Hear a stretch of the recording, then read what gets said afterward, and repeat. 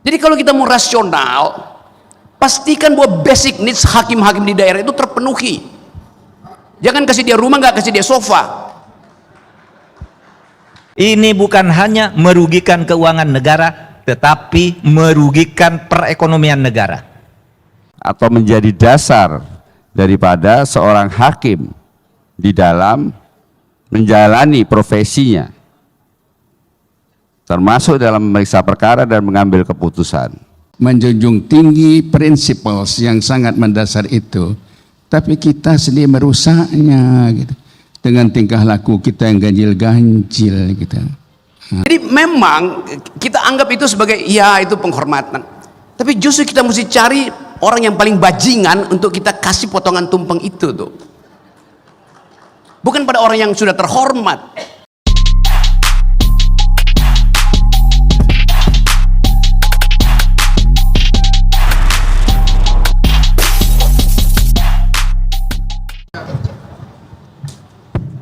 Assalamualaikum warahmatullahi wabarakatuh.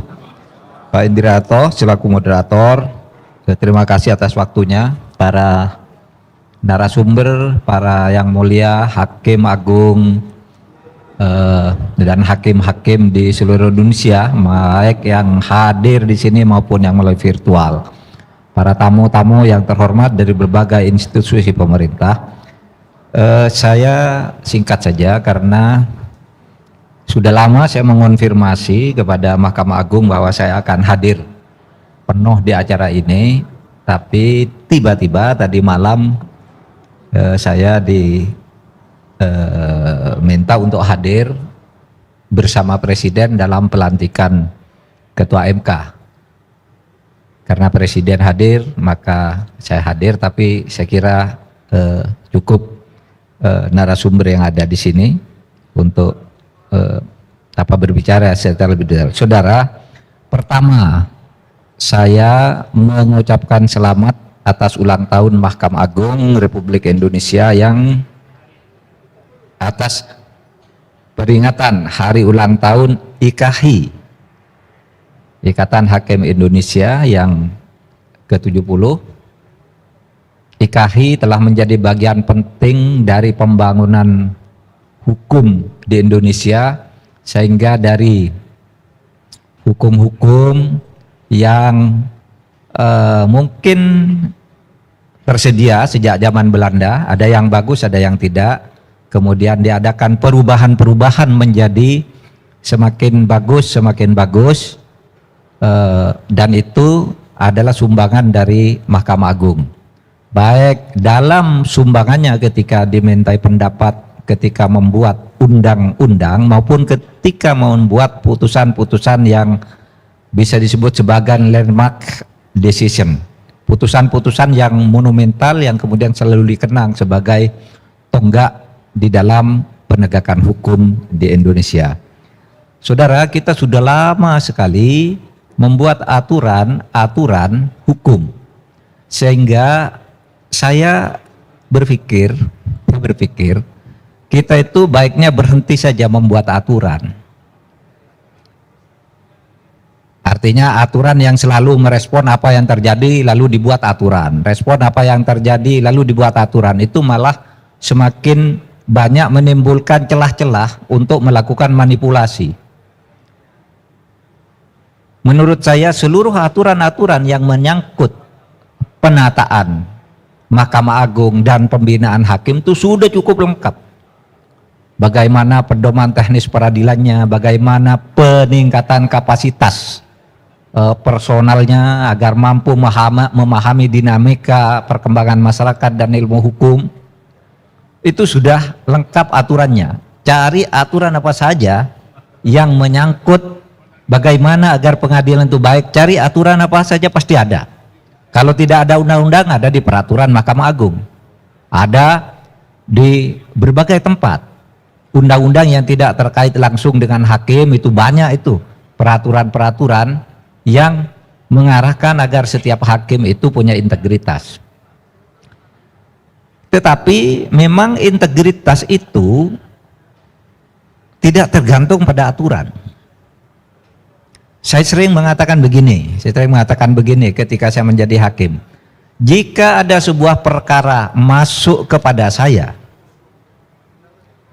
bisa mencari pasal untuk memenangkan seseorang atau mengalahkan seseorang.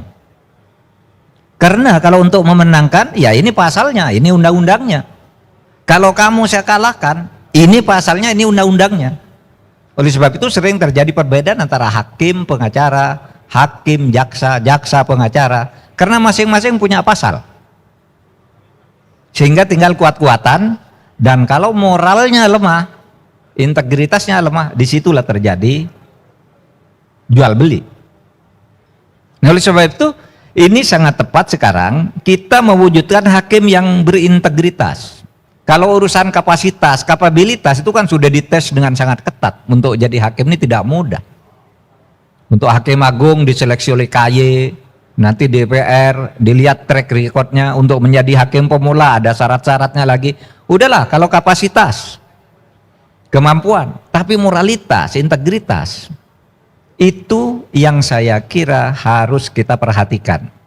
Nah, saudara, bagi saya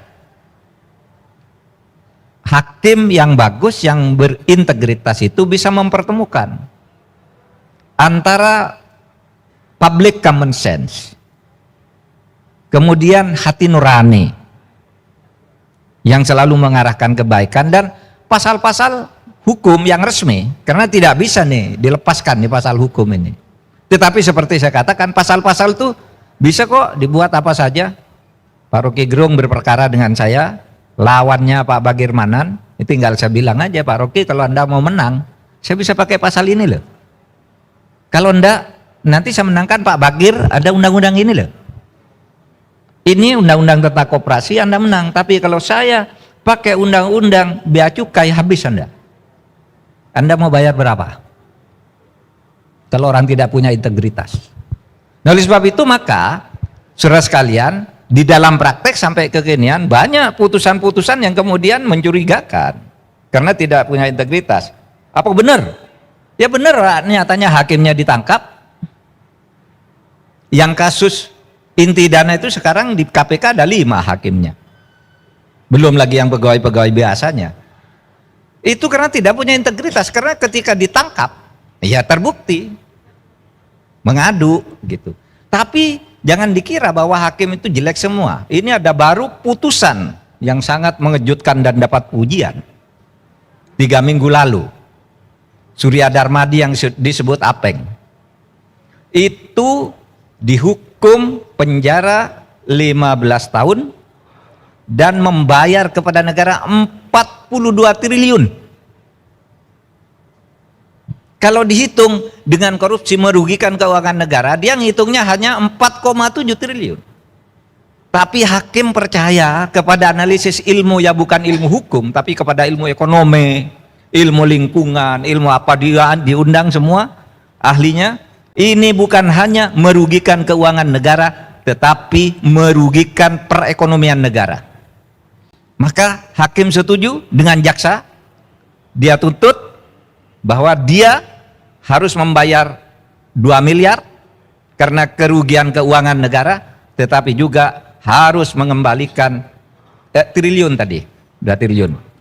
Tetapi juga harus mengembalikan kepada negara karena merugikan perekonomian negara yang selama ini jarang dipakai. Itu hakimnya bagus. Ikut perkembangan ilmu gitu. Saya tidak tahu nanti berikutnya bagaimana, terserah saja, tetapi itu yang sudah diputus dan kami pegang. Sebaliknya kami juga, pemerintah juga ngelawan. Tidak apa-apa, benar. Kita ngelawan tidak dilarang oleh hukum.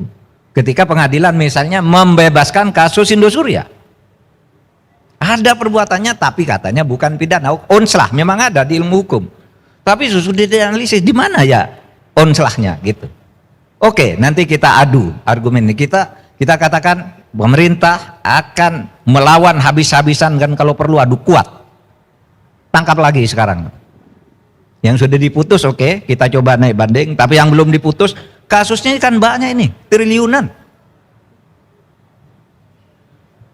Ada sekian puluh kasus yang kemarin kan baru bebas dalam 5 kasus misal. Sisanya tempus deliktinya beda, lokus deliktinya beda, habis-habisan kita. Karena tidak bisa hukum dibiarkan dengan begitu pakai logika-logika pasal saja. Kalau mau cari pasal bisa Pak. Oh ini pakai pasal ini saja udah gugur tuh tuntutan jaksa. Tapi kalau misalnya dia ingin memenangkan jaksa, dibantu jaksanya. Ini pakai pasal ini, benar kamu, bisa. Oleh sebab itu integritas itu menjadi penting, sehingga saya tidak akan bicara aturan-aturan. Karena begini loh, ketika terjadi kegaduhan kemarin, Presiden langsung perintahkan Menko Polhukam supaya melakukan reformasi peradilan. Saya bilang, pemerintah ini tidak boleh masuk ke Mahkamah Agung. Tidak boleh mengintervensi hakim, apapun putusannya harus diterima. Sehingga saya katakan, kita boleh mengatakan kita harus hormati putusan hakim, iya. Tapi saya katakan, saya tidak selalu menghormati putusan hakim. Saya tidak bisa menghindar dari putusan hakim dan ikut, tapi akan melawan. Karena melawan itu bagian juga dari hukum. Nah, saudara sekalian, saya katakan, saya tidak bisa masuk ke pengadilan, ngurus hakim agung, ngurus apa, kan tidak bisa. Alasannya, loh hakim itu merdeka, independen, sedua membuat putusan yang menghebohkan, sembunyi dia. Putusan hakim tidak bisa digugat. Kalau kamu tidak terima, naik banding. Hanya gitu jawabannya. Enak banget ini kalau secara hukum. Semua bisa. Tapi secara moral apa bisa begitu?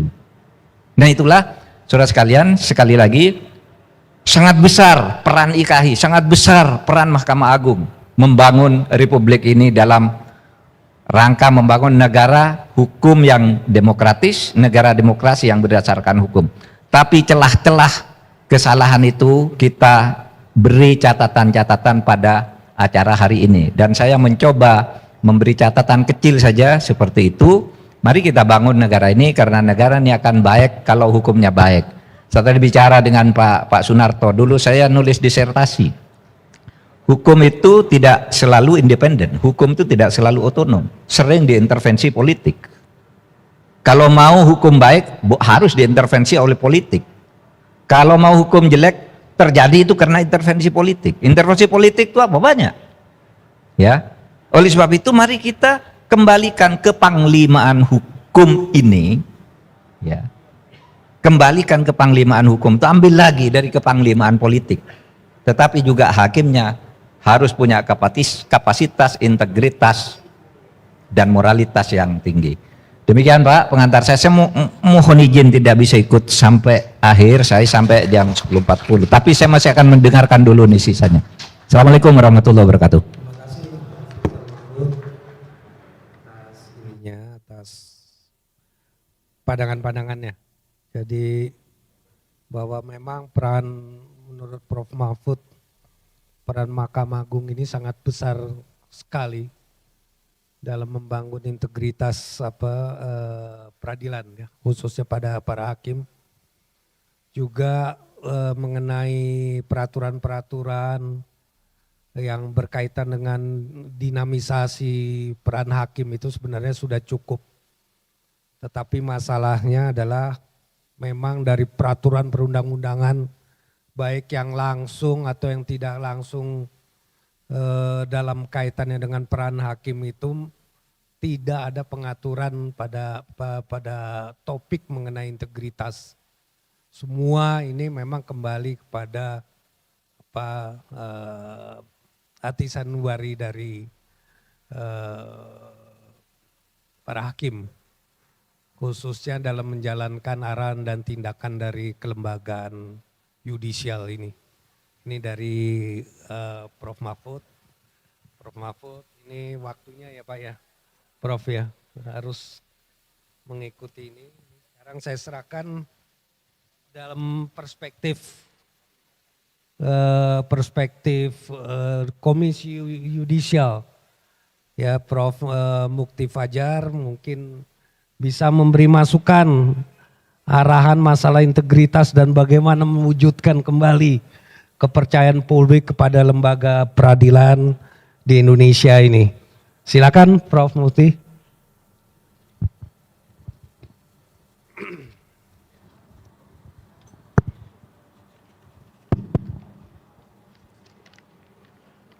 Baik, bismillahirrahmanirrahim. Assalamualaikum warahmatullahi wabarakatuh. Salam Om Swastiastu, Namo Buddhaya, salam kebajikan, salam sejahtera dan salam sehat untuk kita semuanya. Yang saya hormati pimpinan Mahkamah Agung, Prof. Dr. Syarifuddin SMA, yang mulia Wakil Mahkamah Agung Bidang Yudisial Bapak Dr. Sunarto SMA, juga yang saya hormati Menteri Menko Polhukam Prof. Dr. Mahfud MD, yang saya hormati juga pimpinan dari IKHI dan seluruh jajarannya, Dr. H. Yaisardin SMHum, Prof. Bagirmanan, alhamdulillah masih sehat Prof. Dan ini yang luar biasa, Bang Rocky Gerung. Nanti kita bicara Bang. Selalu selirikan ini beliau, sering ke kampus saya tapi nggak pernah ketemu. Moderator Bapak Profesor Didiarto Sedoaji, dan yang saya banggakan seluruh jajaran Mahkamah Agung Republik Indonesia, pejabat struktural, dan seluruh yang mulia Hakim Agung, Hakim Tinggi, dan Hakim di Pengadilan Tingkat Pertama dari Sabang sampai Merauke. Baik, jadi kalau tadi moderator memberi kesempatan saya, sebenarnya saya mau bicara ini dalam talkshow ini, saya mau ceramah, mau khotbah, atau mau marah-marah, atau mau mengajak ya sebenarnya kepada Bapak Ibu semua yang mulia para hakim, untuk mari kita introspeksi. Saya datang atas nama Komisi Yudisial yang secara konstitusional mempunyai tugas selain seleksi hakim agung adalah menjaga martabat dan marwah perilaku hakim. Tolong ini difahami bahwa di mana-mana selalu saya katakan, Komisi Yudisial bukan komisi pemberantas hakim, tapi komisi yang menjaga martabat, marwah dan perilaku hakim. Yang mana ini kita terjemahkan dalam 3 hal. Satu, melakukan pengawasan. Ini yang paling populer. Jadi kalau saya kunjungan ke daerah, ke pengadilan-pengadilan, wakil ya, hakim itu langsung mau diawasi. Jadi yang ada di hakim itu diawasi saja. Sebenarnya tidak cukup itu. Jadi ada pengawasan, peningkatan kapasitas, dan ada di mana ketiga ini adalah satu rangkaian untuk menjaga martabat dari perilaku hakim agar marwahnya dan martabatnya terjaga. Nah, dalam konteks hari ini tentunya saya ucapkan selamat ulang tahun ke-70 kepada Ikatan Hakim Indonesia, dan di usia yang 70 ini tentunya sudah cukup, nggak cuma dewasa ya, tapi sudah harus menjadi kalau orang itu sudah menjadi bijak. Dan tentunya saya minta juga IKHI ikut bertanggung jawab, ikut mensupport ya, mensupport tentang topik dan tema tadi, mewujudkan hakim yang berintegritas. Jadi dari sisi Komisi Yudisial sendiri mengajak seluruh ke lembaga, kementerian, kemudian civil society, media dan sebagainya, perguruan tinggi dan sebagainya, untuk termasuk juga IKHI asosiasi ini, untuk terus mari kita tingkatkan integritas hakim agar mendapatkan kepercayaan publik. Nah, dari sini saya ingin menyoal 2 hal. Yang pertama soal integritas, namun integritas ini nggak cukup. Kalau tadi Prof. Mahfud mengatakan dilakukan pendidikan dan sebagainya, tetapi kapasitas ini juga penting. Nah, ini sesuai dengan misi Komisi Yudisial adalah menjaga integritas dan kapasitas hakim. Kenapa? Karena kedua-dua inilah yang kemudian bisa atau menjadi dasar daripada seorang hakim di dalam menjalani profesinya, termasuk dalam memeriksa perkara dan mengambil keputusan. Nah, kalau kita mau sedikit berkontemplasi, ya ini sebenarnya jatahnya Pak Rocky ya, soal kontemplasi. Tetapi saya ingin mengajak ulang lagi bahwa bapak-bapak dan ibu-ibu yang mulia para hakim, ketika memilih profesi hakim, bapak ibu pada waktu itu sadar tidak bahwa bapak ibu telah mengambil satu profesi jalan sunyi. Yang dimaksud jalan sunyi adalah bahwa bapak ibu mengambil satu profesi di mana bapak ibu tidak boleh bertingkah laku, berbuat dan melakukan tindakan-tindakan yang melawan prinsip-prinsip moral, bahkan melebihi standar masyarakat umum. Saya katakan lebih standar umum, misalnya, Pak, kalau pengacara kenapa boleh dugem? Kalau hakim boleh dugem nggak? Nggak boleh. Kan begitu. Kalau orang masyarakat mungkin boleh, ya, berbuat hal yang mungkin lebih berhura-hura dan sebagainya. Tapi apakah hakim boleh memperlihatkan? Ya, yang sekarang sedang jadi topik pembicaraan tentang hedonisme. Tidak. Ini yang saya maksud dengan jalan sunyi. Ya. Dan inilah awal Bapak Ibu sekalian mengembalikan. Artinya ketika mengambil profesi sebagai hakim, integritas ini menjadi syarat utama, maka Anda harus sudah selesai dengan urusan dunia Anda. Kalaupun tidak, setidaknya Anda sudah bisa memilah benar-benar mana ruang-ruang yang boleh kita lakukan sebagai hakim dan mana yang tidak boleh. Khususnya pada saat menangani perkara. Ini ya, catatan saya yang pertama.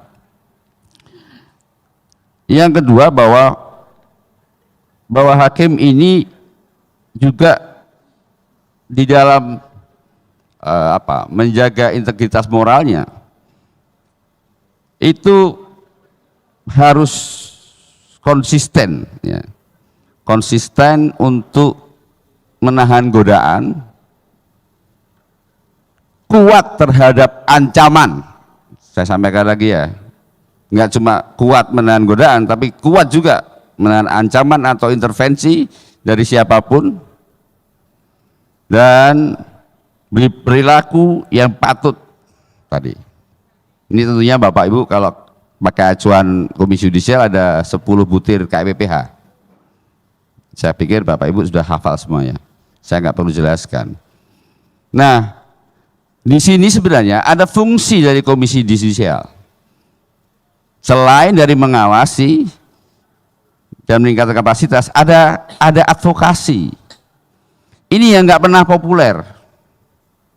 Yang laporan ke KAI tentang pengawasan hakim, ya itu ribuan, Pak. Ada 2.995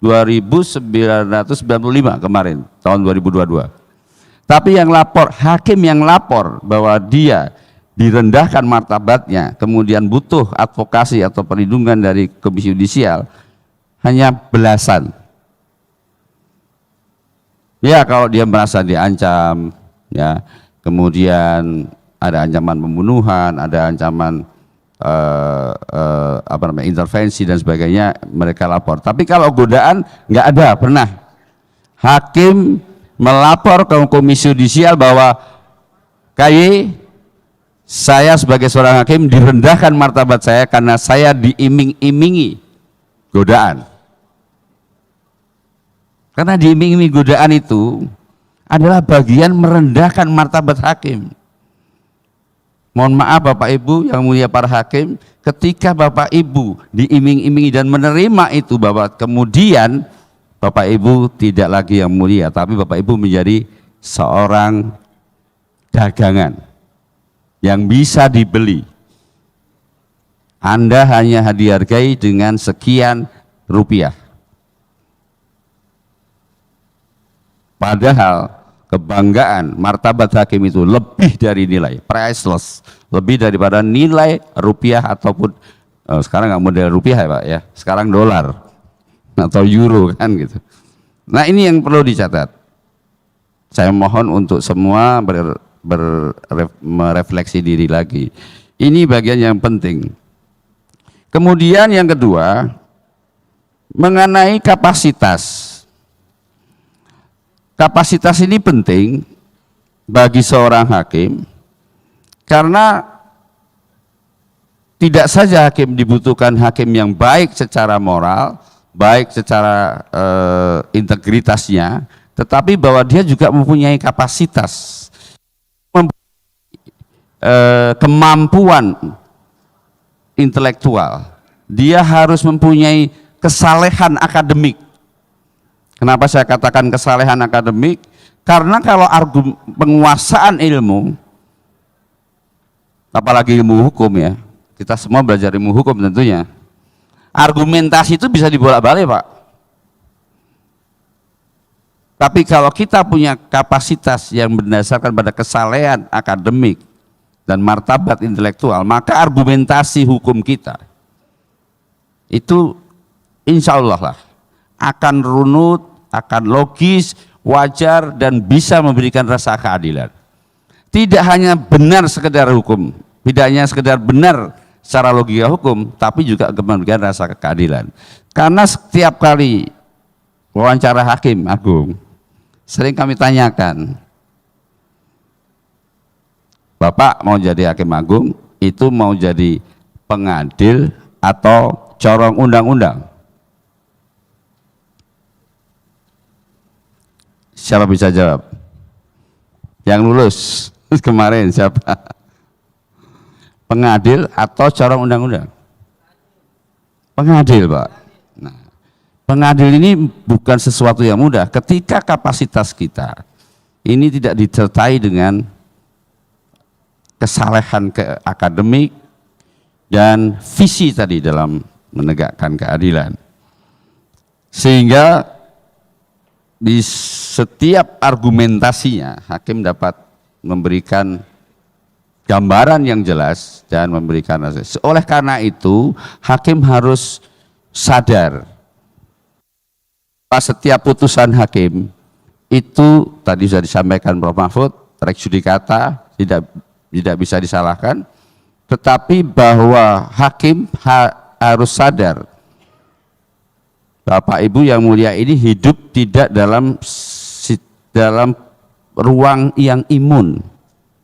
Bapak Ibu hidup dalam realitas sosial, realitas politik, sosial, budaya.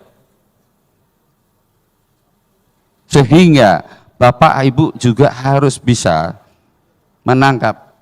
Oh, monggo Prof ya. Ya. Ya. Salam untuk Pak Ketua yang baru dan Pak Wakil.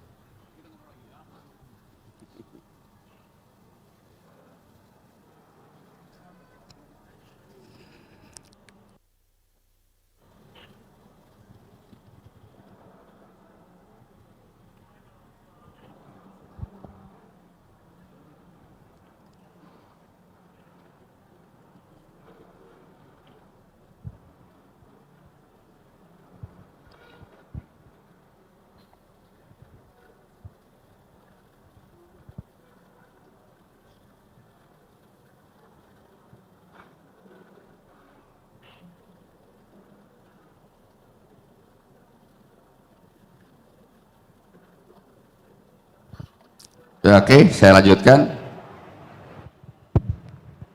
Sehingga argumentasinya nanti bisa memberikan rasa keadilan. Karena ada gium bahwa putusan hakim itu adalah mahkota hakim. Jadi Anda layak menggunakan mahkota yang mulia para hakim, Bapak Ibu sekalian, ketika putusan Anda benar-benar adil. Nah, dari kedua hal tersebut ada metafor. Ini juga sering saya tanyakan di dalam seleksi hakim. Ada metafor bahwa hakim adalah wakil Tuhan. Bapak Ibu setuju nggak? Setuju nggak Pak? Pak Julius waktu itu ikut kan? Ada pertanyaan itu. Memang tidak pernah ada teori yang mengatakan itu. Itu hanya metafor saja. Tetapi yang ingin saya sampaikan bahwa metafor ini menginginkan para hakim itu harus selalu sadar tentang integritasnya. Ya, ketika membacakan putusan ada irah-irah, ya kan Pak, Bu, Hakim. Demikian berdasarkan ketuhanan yang Maha Esa, ketuhanan yang Maha Esa.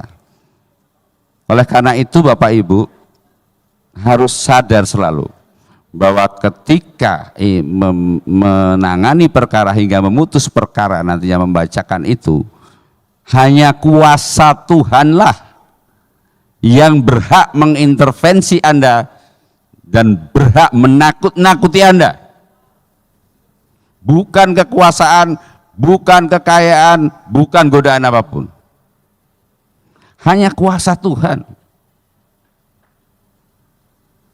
Jadi Bapak benar-benar mengambil putusan demi keadilan berdasarkan ketuhanan yang Maha Esa itu harus takut bahwa Tuhan melihat saya. Bahwa Tuhan yang berhak mengintervensi saya, tidak ada kuasa lainnya. Ini yang mungkin perlu difahami. Sehingga hakim tentunya akan mampu kalau kesadaran itu dibawa dalam hati, pikiran, dan seterusnya untuk mencegah berbagai macam godaan dan iming-iming tadi. Menjaga integritas selalu. Yang kedua, soal dari sisi kapasitas tentang keadilan tadi sudah kita diskusikan bahwa demi keadilan itu tentunya mengacu pada kapasitas, kesalehan akademik, dan juga tadi yang disampaikan Prof. Mahfud, common sense, kehendak publik itu apa? Ini yang mungkin harus juga peka para hakim. Hakim harus membuka diri, membuka pikir, ya. Membuka pikir ini bukan kemudian terintervensi, Pak. Jadi saya menghargai bahwa IKHI telah menerbitkan jurnal, Pak, ya. Komisi Yudisial juga punya jurnal, dan ini mohon ketika jurnal-jurnal ini terbit, apalagi mengenai putusan, mengenai apapun, bisa menjadi referensi Bapak Ibu untuk mengetahui realitas sosial yang Bapak Ibu hadapi. Sehingga saya bisa simpulkan sementara bahwa kemudian ketika hakim menyandang kekuasaan kehakiman yang putusannya tidak bisa diganggu-gugat, itu harus dipenuhi dua syarat tadi. Dia harus berintegritas dan dia harus integritas moral yang baik, dan dia harus punya kesalehan akademik dan martabat intelektual sebagai kapasitas, baru dia berhak menyandang kekuasaan kehakiman yang independen dan merdeka. Sekian, terima kasih. Assalamualaikum warahmatullahi wabarakatuh. Terima kasih Ketua KY Prof. Mukti Fajar. Jadi beliau memang representasi dari Komisi Yudisial ini memberikan masukan mengenai fungsi dari KY, ya, Komisi Yudisial, yaitu tetap akan menjaga harkat dan martabat hakim. Juga ada yang perlu diingatkan juga, selain memiliki fungsi pengawasan dari KY, ada juga fungsi advokasi, walaupun bukan teknis operasional, ya, teknis yudisial bukan, tapi memang ini fungsi advokasi memang jarang, belum ditemukan, ya Pak Prof. Seperti misalnya laporan dari hakim bahwa ada seseorang atau ada pihak ketiga yang mencoba menyuap yang bersangkutan, itu kan bisa dimaknai sebagai merendahkan harkat martabat hakim, dan fungsi advokasi ini belum berjalan dengan baik. Tapi kesimpulan yang diberikan bahwa untuk memiliki apa yang dinamakan integritas dari hakim, itu diperlukan moralitas yang baik, diperlukan martabat intelektual yang juga jadi kapabilitas intelektual dan juga integritas dan moralitas dari hakim. Itu yang bisa disampaikan oleh Prof. Mukti Fajar sebagai pimpinan dari Komisi Yudisial untuk memberikan sumbangsih terhadap tema ini. Sekarang kita coba dari pandangan perspektif hukum dari Prof. Dr. Bakir Manan SHMCL. Ini beliau begawan lah ya Prof ya. Beliau juga bekas keluarga di sini juga Ketua Mahkamah Agung di Republik Indonesia ini. Beliau akan memberikan masukan-masukan mengenai integritas dan bagaimana perspektif integritas dari sisi hukum. Saya persilakan Prof. Bakir Manan. Gimana ini? Udah bunyi belum? Ya. Sebab saya telinga saya sendiri nggak mendengar gitu ya. Telinga 82 tahun ya. Bismillahirrahmanirrahim. Terima kasih Profesor Yarto sebagai moderator. Tadi ada Bapak Menko Polhukam, Pak Mukti, mana Rocky kemana? Ke belakang ya, biar. Dan seluruh warga EKHI, baik yang hadir maupun di tempat lain yang barangkali ikut mendengarkan ini. Saya tidak dalam kapasitas untuk bicara tentang aspek-aspek hukum macam-macam itu gitu ya. Saya hanya ingin bicara mengenai apa yang saya ingat-ingat saja gitu ya. Tapi sebelum itu masuk sana, saya ingin menyampaikan dua hal di luar ini atau tiga hal. Pertama, saya akan membacakan potongan bait dari puisi Ainun Najib, seorang sastrawan terkenal ya. Dalam satu puisinya Ainun Najib, saya yakin kita semua tahulah pada Ainun ya. Ainun Najib menulis begini puisinya itu. Kita telah memboroskan anugerah Tuhan ini melalui cocok tanam ketidakadilan dan panen kerakusan. Saya ingin ulangi gitu ya. Sebab saya sering kutip ini, saya senang. Ainun, kita telah memboroskan anugerah Tuhan ini melalui cocok tanam ketidakadilan dan panen kerakusan. Ya, itu Ainun gitu ya. Itu ini. Ada dua hal lain yang ingin saya sampaikan sebelum mencoba masuk tema ini. Hari Jumat yang lalu atau hari Kamis atau hari Sabtu, ada berita di Kompas di halaman 15 kalau nggak salah, yaitu keterangan dari Bapak Mensesnek yang mengatakan Bapak Presiden menolak menandatangani proses polisionil yang dimintakan terhadap putusan hakim. Sekali ulangi, keterangan Pak Pratikno bahwa Presiden menolak menandatangani satu untuk melakukan proses polisionil terhadap putusan hakim. Putusan hakim yang sedang heboh-heboh ini maksudnya begitu. Saudara, bagi saya keterangan Pak Mensesnek ini dan sikap Bapak Presiden ini sangat-sangat prinsipil bagi hakim, bagi pengadilan.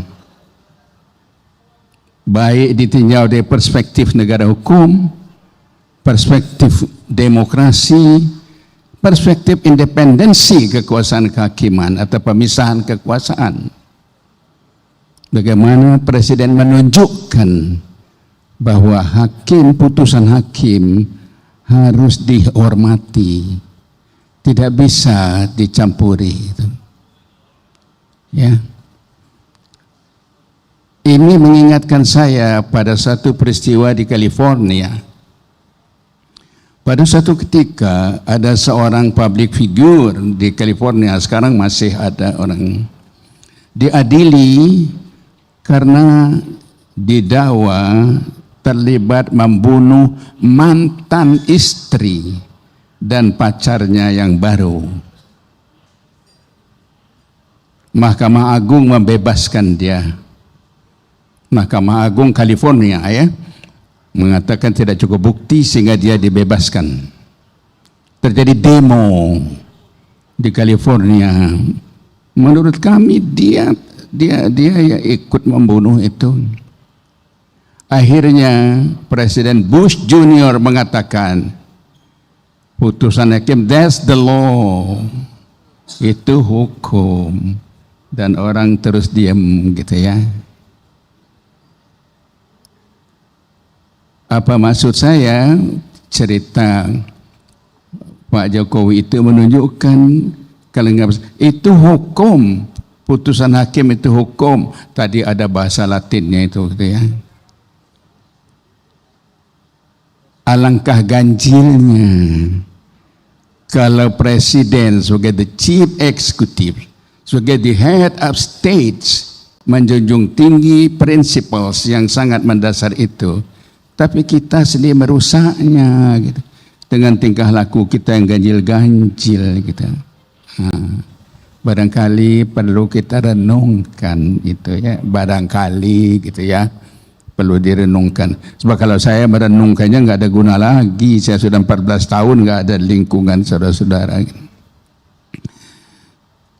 Kemudian yang kedua, sebelum saya masuk ke sana, saya mencatat peristiwa kriminal yang luar biasa terjadi akhir-akhir ini. Saya ambil beberapa contoh. Seorang anak tiri membunuh ibunya. Seorang membunuh pacarnya dan mengambil barang-barangnya. Bahkan ada yang membunuh orang tuanya. Ada yang membunuh kekasihnya. Ada yang memperkosa dan kemudian membunuh. Seorang ayah membunuh anak kandungnya atau sebaliknya anak kandung membunuh ayahnya. Ada suami atau istri membunuh suami atau istri. Ditemukan jasad dalam koper tanpa kaki, tanpa kepala. Banyak lagi contoh-contoh saudara-saudara. Tindak pidana perbuatan pidana kriminal ini di luar batas-batas kemanusiaan. Jadi bukan merupakan tindak pidana biasa. Jadi kalau selama ini kita bicara crimes against humanism itu pada HAM, peristiwa ini menunjukkan hal-hal yang makin luar biasa. Bagi saya, peristiwa-peristiwa ini menunjukkan terjadinya suatu semacam anarki sosial, social anarki dalam kehidupan masyarakat kita gitu ya. Yang bahkan menunjukkan terjadi demoralisasi, nanti saya akan singgung ini. Karena itu saya berpendapat ya bahwa tidak cukup lagi kalau hakim itu dalam rangka ikut bagaimana meniadakan hal ini, Tidak cukup lagi kalau hakim itu hanya bersemboyankan sebagai penegak keadilan atau sekedar sebagai melakukan law enforcement gitu. Saya berpendapat dengan kecenderungan anarkistik ini, dengan kecenderungan demoralisasi ini, maka hakim juga harus di samping sebagai penegak keadilan, sebagai penegak hukum, dia harus juga sebagai penegak public order. Dia harus melakukan dan merangka mengadili, dia mengingat dirinya juga sebagai unsur public order publik, menegakkan ketertiban dalam masyarakat, tidak hanya menegakkan hukumnya. Ya, barangkali ini perlu kita renungkan. Saya teringat pada masa Wild West, di mana kekejaman luar biasa gitu. Itu dijawab oleh dunia peradilan. Setiap pembunuhan mati hukumnya gitu ya. Untuk melawan itu gitu. Nah, itu dua hal yang ingin saya, atau tiga hal. Sekarang saya masuk pada omongan tentang integritas. Ya. Saya ada catatannya sebenarnya.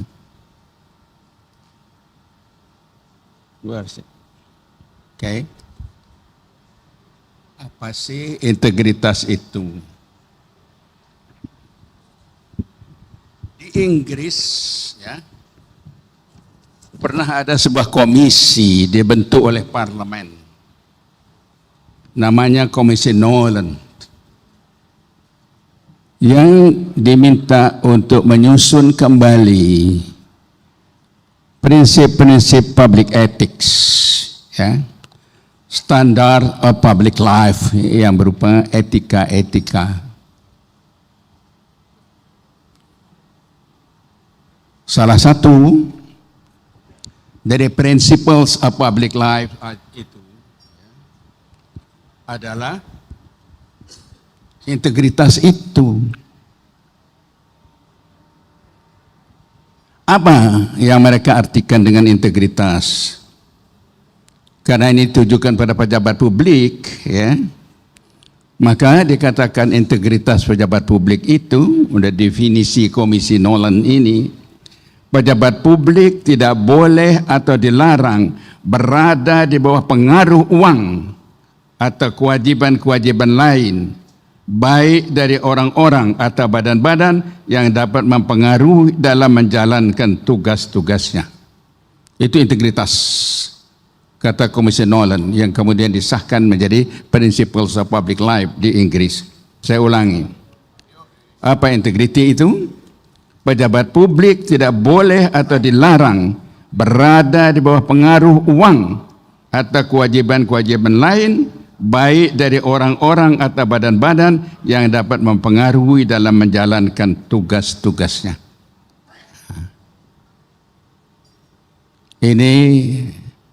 Tapi ini termasuk dalam integritas, itu termasuk dalam ethics.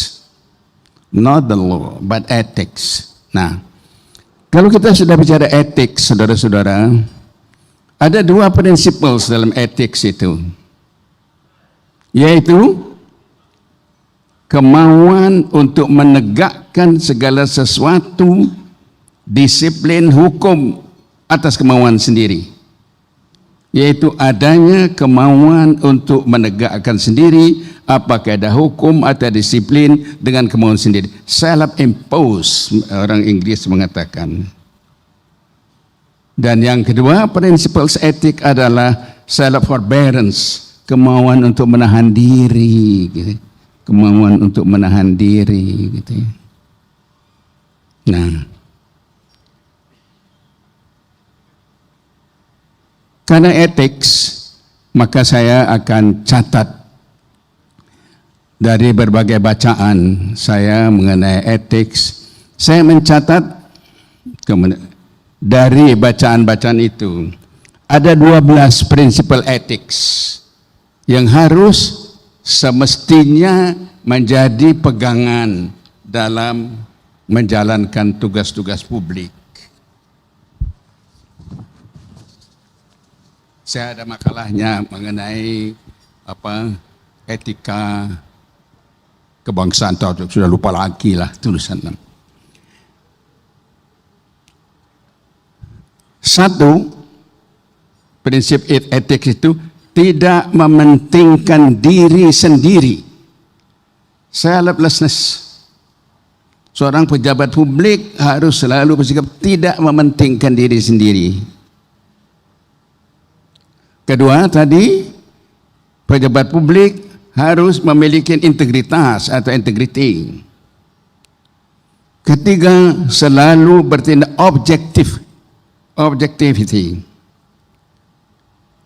Keempat, bertanggung jawab, accountability atas responsibility. Nah, saya akan ini beri catatan sedikit dengan keterbukaan ini. Sebab TV One itu dalam rubrik mengenai pemilihan umum itu selalu mengutip Bung Hatta. Bung Hatta itu tahun 57 menyampaikan orasi di Universitas Indonesia dalam peringatan pertama Hari Alumni UI tahun 57 yang berjudul tanggung jawab kaum intelektual, ya. Beliau belum mengenal istilah intelektual waktu itu, intelektual.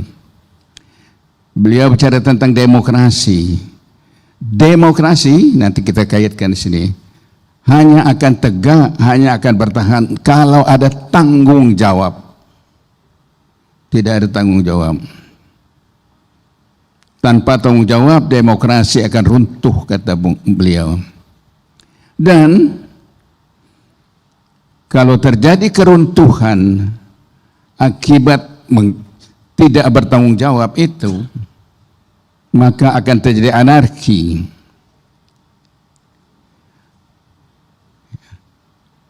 Dan anarki akan berakhir, kata Bung Hatta, pada korupsi dan demoralisasi. Jadi, principles the accountability, tanggung jawab adalah kalau kita tidak melakukan itu, maka akan terjadi korupsi dan demoralisasi. Bisa terjadi di segala bidang gitu. Jadi kalau kita menghadapi persoalan-persoalan sekarang ini, terjadi hal-hal yang anarki dan sebagainya atau bahkan demoralisasi, itu karena rendahnya tanggung jawab kita. Kelima, principles dari etik itu adalah keterbukaan, openness. Selalu terbuka gitu. Ya. Tidak ada yang disembunyi-sembunyikan gitu ya. Ya tentu ada yang menjadi rahasia jabatan. Misalnya begini. Kemarin saya diskusi di mana ada yang mempersoalkan bahwa antara pertimbangan-pertimbangan dalam putusan itu berbeda dengan putusan. Pertimbangan dengan putusannya. Saya katakan pertimbangan hakim itu rahasia. Karena hakim, maaf kalau salah ya, saya kan cuma hakim tempel-tempelan aja dulu kan ya. Pertimbangan hakim, mengapa pertimbangan itu rahasia? Sebab 1,5 menit sebelum putusan, sebelum dibacakan, hakim masih bisa mengubah putusannya. Pertimbangannya bisa dia ubah. Karena itu pertimbangan hakim itu rahasia. Jadi kalau ada yang tahu mengapa putusan ini berbeda dengan pertimbangan, itu berarti ada yang membocorkan rahasia. Dan itu pelanggaran hukum kalau kita mau bicara strict seperti itu, gitu ya. Yaitu, dan tadi sudah disinggung oleh Profesor Mukti dan juga oleh Pak Mahfud. Keenam, tuntutan etik itu adalah honesty, kejujuran, harus jujur. Kedelapan, leadership. Leadership itu kebutuhan etik, tuntutan etik.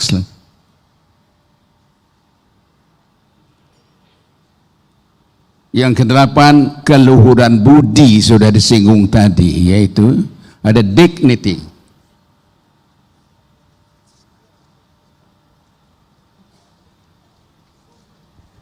Sembilan dari berbagai sumber itu saya catat adalah etika itu adalah menjadi orang terpercaya. Orang selalu dapat dipercaya. Seperti tema ini, truthfulness. Dan 10 ciri etik itu taat pada hukum. Ya, ini salah seorang Inggris, Jonathan Herring, mengatakan follow the rules itu merupakan tuntutan etik. Nah, di awal Februari yang lalu saya ada di Medan. Saya diminta ikut dalam diskusi sosialisasi kerjasama pers dengan kepolisian. Saya katakan begini, ini kan aneh. Para koruptor itu tahu ketika menerima suap itu, tahu bahwa perbuatan itu melanggar hukum. Mereka tahu itu melanggar hukum. Tapi kok mereka lakukan juga? Karena waktu itu saya bicara tentang tanggung jawab pers dalam menyebarkan etika dalam kehidupan publik kita. Kok dilanggar?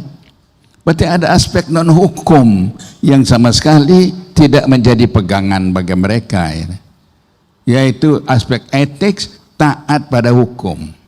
Taat pada hukum itu bukan semata-mata tuntutan hukum, bukan semata-mata takut pada hukum, tetapi karena tuntutan etik. Ya.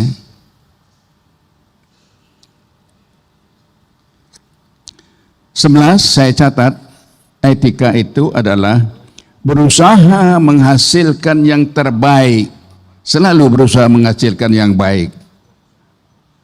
Ya.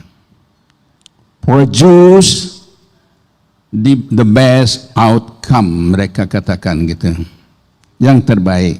Saya sering dalam beberapa tulisan dan diskusi dengan mahasiswa saya katakan integritas itu adalah selalu berusaha melakukan sesuatu dengan cara-cara yang terbaik untuk menghasilkan yang terbaik. That's the integrity. 12 katakan etik itu adalah orang senantiasa berusaha, senantiasa berbuat atas dasar dan untuk kebajikan semata-mata. Jadi dia melakukan sesuatu atas dasar untuk kebajikan saja, ya. Ada untuk virtue, untuk kebajikan itu. Itu dari berbagai sumber. Tetapi saya ingin tambahkan, agar integritas ini berjalan efektif dengan baik, ada unsur etik yang berjalan dengan baik. Ada unsur lain yang kita diwajibkan kita melakukan ketika menerima jabatan, yaitu sumpah jabatan. Saya ingin memasukkan taat pada sumpah jabatan itu merupakan salah satu kewajiban etik kita. Karena kan tidak ada pasal pidana yang melanggar sumpah, ada enggak atau enggak ada, ya? Itu etik. Tapi orang kan enggak ada lah. Itu kan cuma sumpah supaya kita boleh mulai menjalankan jabatan aja. Terakhir saya katakan tuntutan etik khusus untuk hakim, saya setuju dengan Profesor Mukti tadi, adalah kita harus mempunyai capacity Capacity baik dalam pengertian intelektual, baik dalam arti expertise, ilmu, maupun dalam arti skill, ya. Ya, capacity. Hakim harus mempunyai ilmu yang bagus lah gitu ya. Saya senang sekali ketika sejak masuk di sini dulu banyak sekali hakim melanjutkan pada S2, S3 sehingga sekarang sudah banyak ini. Tetapi ilmu saja tidak cukup kalau tidak dilekati dengan sikap intelektual. Ya, sikap intelektual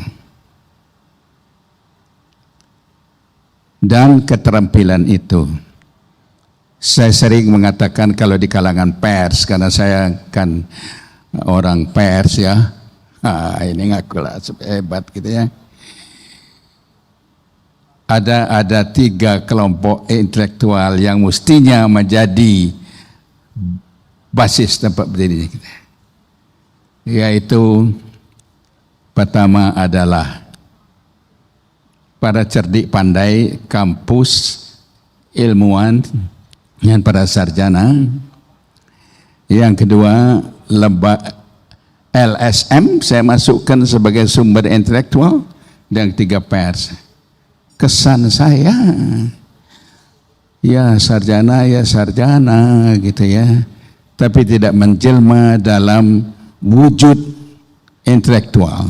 Tuntutan intelektual adalah salah satu tuntutan etik. Persoalan kita bisa hafal 12 tadi, kita bisa hafal apa yang dikatakan Immanuel Kant, kita bisa hafal apa yang dikatakan Van Apeldoorn dan sebagainya mengenai moral tadi, ya. Catatan sedikit mengenai ada yang menyamakan bahwa salah satu menyamakan antara etik dengan moral. Ada yang berpendapat bahwa moral itu salah satu aspek dari etik gitu. Ada yang berpendapat kalau kita bicara etik adalah tuntutan sifatnya internal.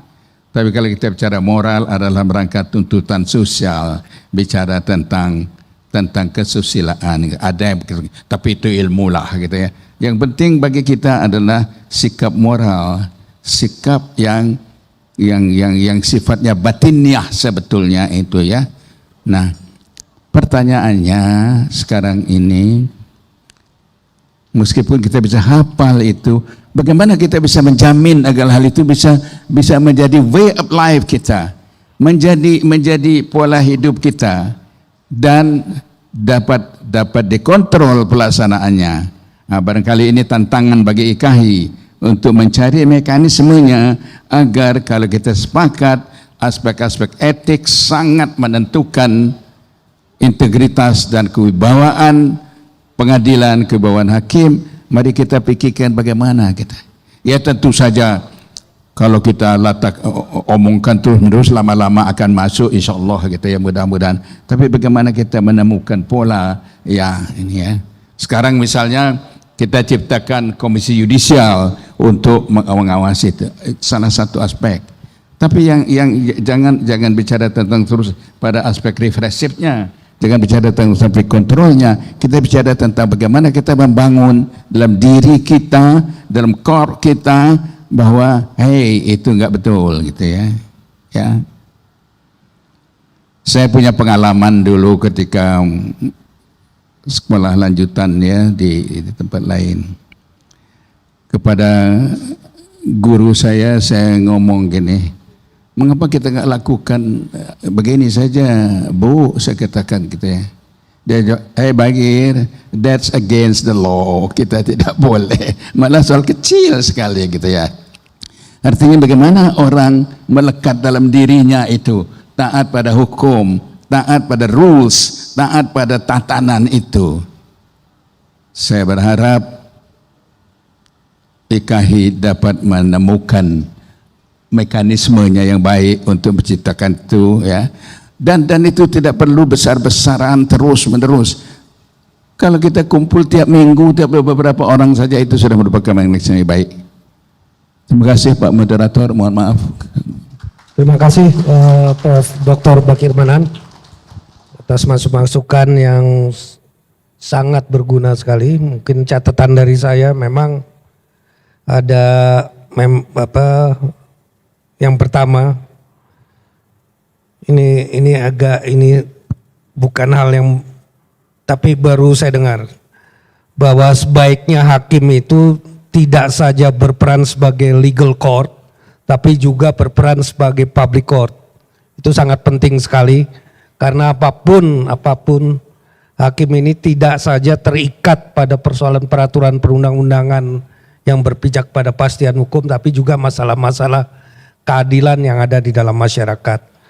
Terus juga terkait dengan 12 pedoman etik gitu, 12 pedoman etik, kita kembali kepada persoalan hati sanubarinya kita sendiri, masing-masing dari para hakim, dan juga masalah integritasnya itu sendiri, ya. Jadi jalan yang terbaik masalah kaitannya antara integritas dan etik itu, kita salah satunya adalah taat pada sumpah jabatan yang pernah kita lakukan.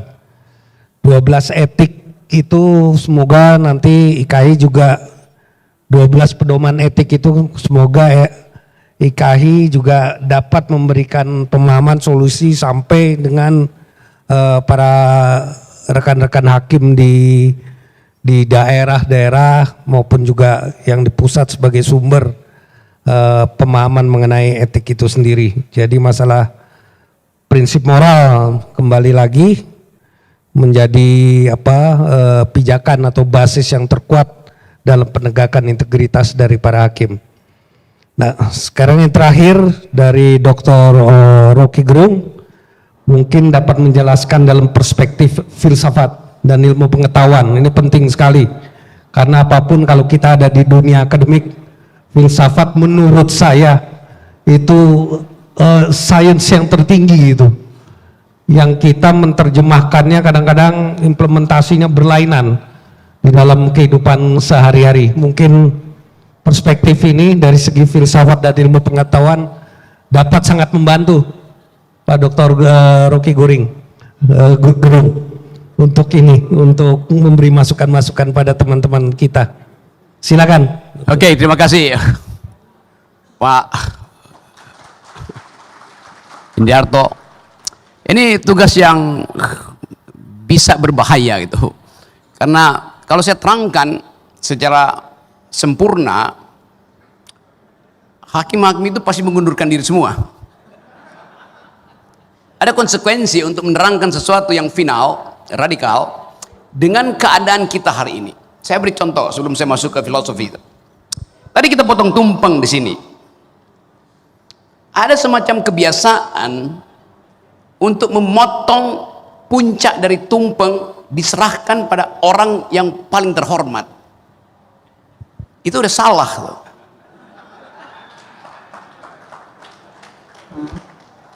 Puncak dari tumpeng itulah integritas, tempat rumah Tuhan. Karena dari puncak itu diatur arsitektur dari tumpeng itu.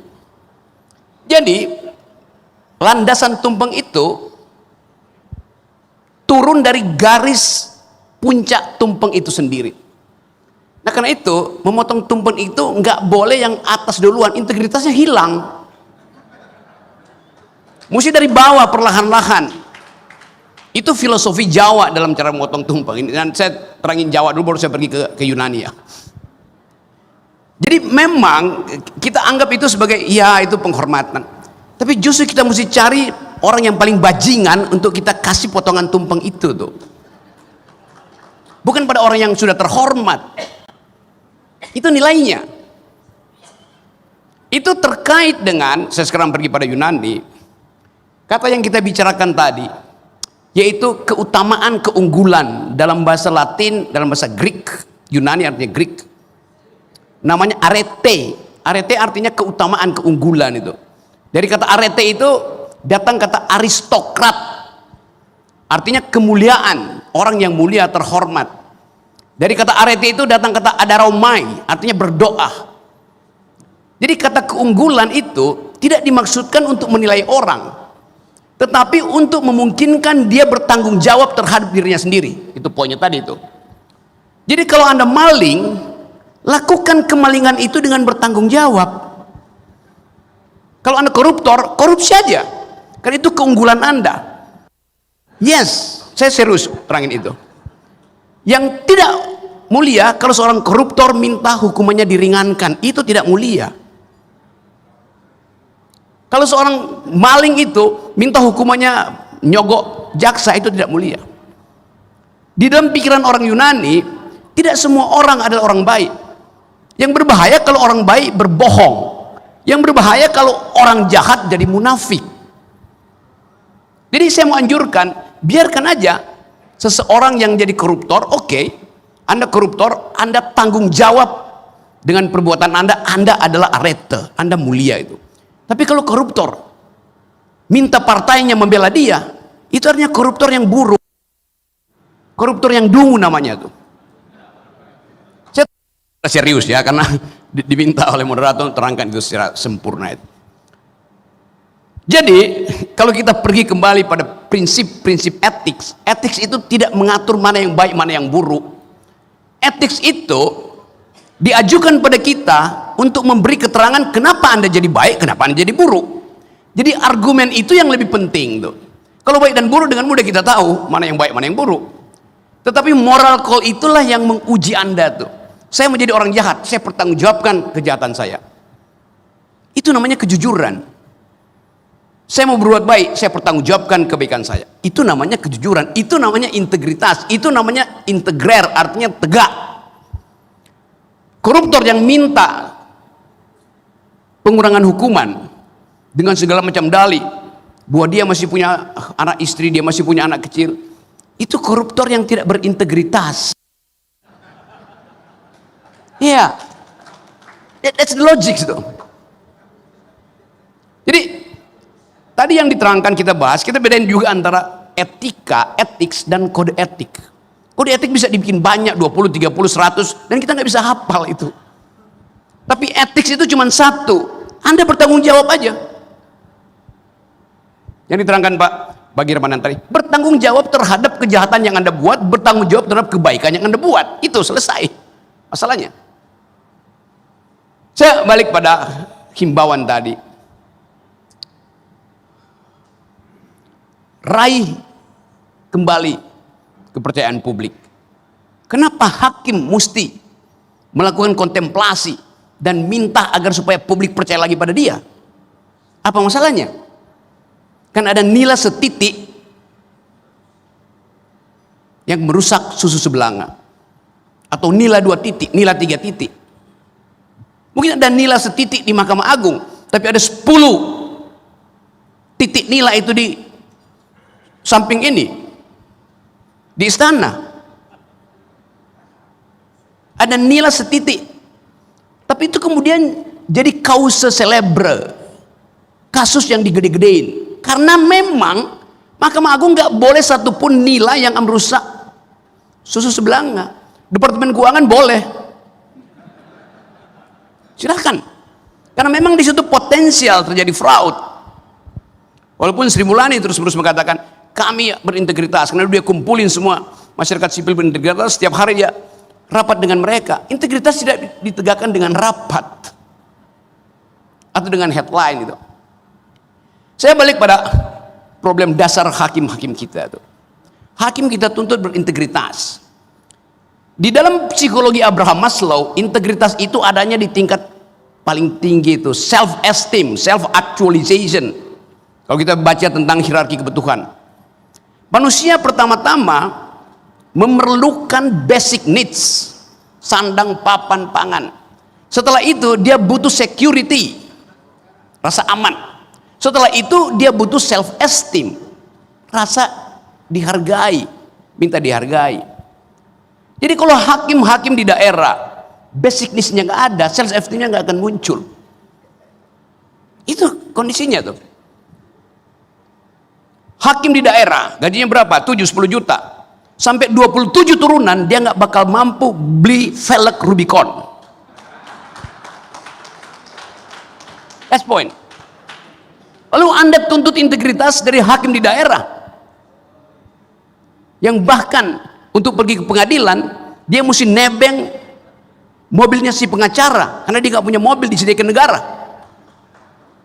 Itu kondisi kita. Jadi kalau kita mau rasional, pastikan bahwa basic needs hakim-hakim di daerah itu terpenuhi. Jangan kasih dia rumah, nggak kasih dia sofa. Dia nggak punya lemari. Hari ini dia mau bersidang, bajunya habis dicuri maling. Jadi problem real itu ada. Kita nggak mungkin bicara integritas kalau basic needs-nya nggak ada, tidak disiapkan. Infrastruktur ekonomi, karena setiap hakim itu adalah agung, bukan di sini hakim agungnya. Sejak dari hati kecil seseorang ingin jadi hakim, motifnya itu agung, noble, noblesse oblige bahasa Perancisnya itu. Karena dia tahu dia akan punya kewajiban yang maha tinggi, obligasinya akan sangat tinggi kalau dia dianggap sebagai nobility. Jadi waktu seorang anak tingkat 1 mahasiswa bercita-cita jadi hakim, sejak semester 1 dia sudah jadi hakim agung di dalam dirinya. Dan itu yang mesti kita jaga. Kita kasih dia fasilitas supaya dia tidak diganggu oleh bangsat-bangsat di sekitarnya. Persiapkan dengan baik infrastrukturnya. Apa yang mesti dilakukan? Kasih kali lipat dari gaji petugas pajak.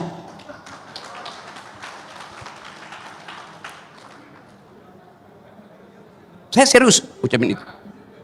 30 kali lipat.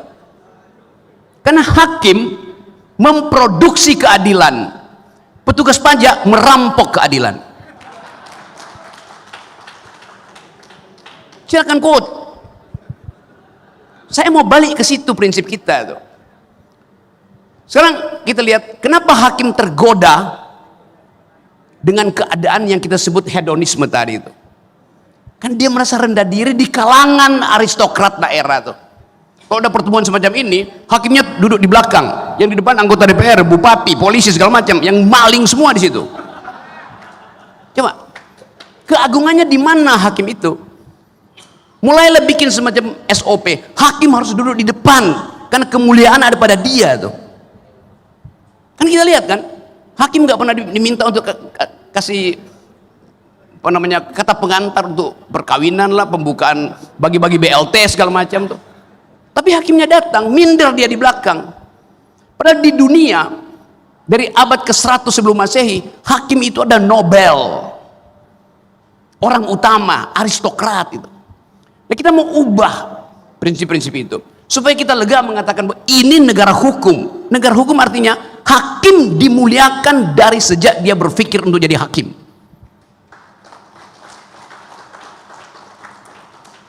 Apa yang terjadi kalau hakim tidak dimuliakan? Dia akan ubah needs-nya menjadi wants. Dia akan ubah kebutuhan dia menjadi keinginan. Itu artinya korupsi. Korupsi terjadi kalau needs, kebutuhan berubah menjadi keinginan, wants. Kebutuhan untuk memenuhi hal yang rasional dalam hidupnya. Wants untuk hal-hal yang irasional. Ngapain petugas pajak punya Rubicon? Mau ngapain? Itu adalah wants, dan wants itu tidak berkesudahan. Kenapa hakim terjebak di dalam paradigma itu? Karena dia melihat wants itu lebih penting dari needs. Dan itu yang kita ingin ajarkan. Saya ingin supaya Mahkamah Agung itu mengatur sendiri gaji hakim yang nggak usah ditentukan Departemen Keuangan. Iya. Kenapa Menteri Keuangan bisa tentukan sendiri gaji pegawainya yang di 3-5 kali lipatkan dari ASN yang lain? Kenapa Mahkamah Agung enggak? Jadi sekali lagi teman-teman, saya ingin agar supaya pertemuan hari ini, hari ulang tahun IKAHI, kita ulangi janji kita bahwa kita dari awal sudah adil. KPK aja yang nggak ngerti keadilan. Nih ada pengawasnya. Anda lihat di atas gedung KPK apa tulisannya itu? Jujur itu hebat. Loh, itu menghina hakim. Kenapa disebut hebat? Memang jujur itu dasar saya mau jadi hakim. Nggak usah disebut hebat. Saking kehilangan narasi, kita mesti bikin dalil-dalil ajaib semacam itu. Saya dosen, saya terhina kalau disebut jujur itu adil, jujur itu hebat. Dari awal saya jujur. Kalau mahasiswa saya bodoh, saya kasih nilai bodoh. Kalau pintar, saya kasih nilai pintar. Tapi yang terjadi, orang yang paling bodoh di kelas saya bisa jadi pimpinan BUMN. Ngaco kan jadi. Jadi sekali lagi teman-teman, selamat memuliakan kembali status kita sebagai hakim. Dan saya ingin tuntut satu waktu nanti bahwa dari dalam gedung ini orang lihat bahwa keadilan akhirnya bersemai kembali. Terima kasih.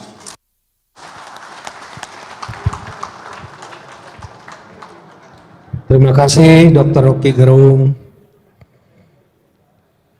Saya mau beri kesimpulannya gimana ini? Karena ada yang saya catat apa saya salah nyatetnya. Kalau koruptor bertanggung jawab masih bisa dibenarkan, bertanggung jawab. Artinya bertanggung jawab terhadap hukum, maksudnya begitu mungkin. Tapi kalau koruptor yang tidak bertanggung jawab tuh kalau punya alasan saya masih punya istri dan anak, seperti itu. Tapi ada catatan yang terpenting. Ini dari Dr. Rocky Gerung, itu dimanapun ya, profesi Ovation Noble ya, profesi yang terhormat itu hakim. Jadi memang salah satu polemik di Indonesia itu masalah pendapatan tuh Pak. Jadi memang ada masukan-masukan sih di saya nggak tahu ini masukannya dari mana. Mohon agar disesuaikan PP berapa itu nomor 22 tahun 2094 ya, nomor 2012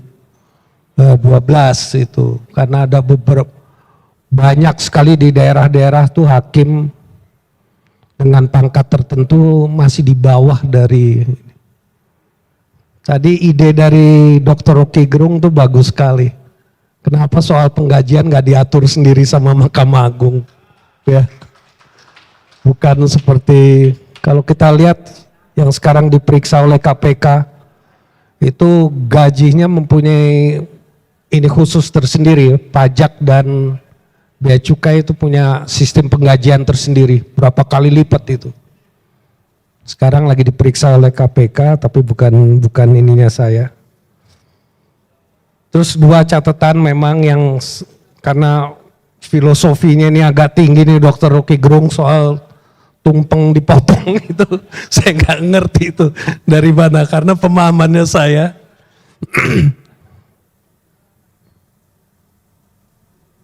Kita mohon maaf, saya di Dewas KPK begitu saya duduk, saya nggak mau sebagai pribadi maupun sebagai pimpinan di Dewas untuk diintervensi oleh siapapun. Jadi kalau ada keterlibatan tumpeng di atas, pemahamannya saya tumpeng di atas itu pimpinan. Kita tetap melakukan pemeriksaan dan kita lakukan pemeriksaan itu di Dewan Kehormatan Etiknya kita, pimpinan KPK, termasuk ketua KPK kita periksa. Itu kalau kita periksa juga bisa 10 jam kita periksa. Juga yang sudah kena sanksi pimpinan ada 2, 1 mengundurkan diri Ibu Lili. Kalau maksudnya seperti itu, tumpengnya pemeriksaan memang harus dari persoalan integritas, persoalan etik itu memang dari soal up down. Tapi apapun, tadi kembali pada profesi Ovation Noble ya, Dr. Rocky, memang ini kalau di daerah-daerah benar apa yang dikatakan Dr. Rocky itu, posisi hakim itu seolah-olah kayak minder kalau udah, padahal posisi itu sangat strategis sekali.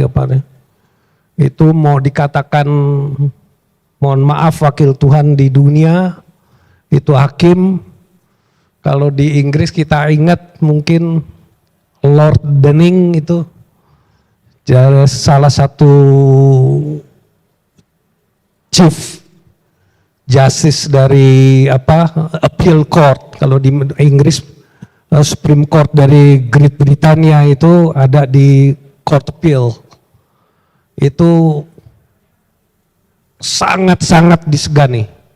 Dan beliau memiliki integritas, Lord Denning ini. Kita bisa baca di bukunya beliau Discipline of Law, Due Process of Law, itu bagaimana Lord Denning menaikkan citra kelembagaan peradilan di Inggris itu. Walaupun musibah itu juga pernah terjadi di Inggris, tapi beliau dalam waktu yang sangat singkat bisa menaikkan moralitas dari para hakim dan mewujudkan kepercayaan publik dalam bentuk integritasnya dari para hakim itu. Kalau kita lagi iseng, kita bisa lihat di bukunya Lord Denning mengenai Due Process of Law dan Discipline of Law.